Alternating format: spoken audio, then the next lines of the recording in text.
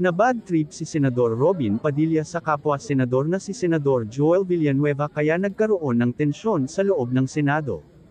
Ito'y matapos umanong kontrahin ni Villanueva ang inihaing resolusyon ni Senador Ronald Bato de la Rosa na i-dismiss na ang impeachment trial ni Vice President Sara Duterte. Base sa mga kuhang video sa social media, mapapanood na inaawat ng mga kapwa-senador si Senador Robin habang tinitingnan mula sa kanyang kinaroroonan si Villanueva. Makikitang nasa table lamang niya si Villanueva at maririnig naman na sinasabi ni Robin ang mga katagang, "Oh, ano?"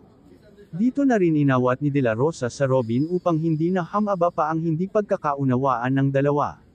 Ngayong araw, June 10, sa plenaryo sa Senado nagsimula ng pinag-usapan ang panunumpa ng Senator Judges para sa pagdinig sa impeachment complaint laban kay VP Sara.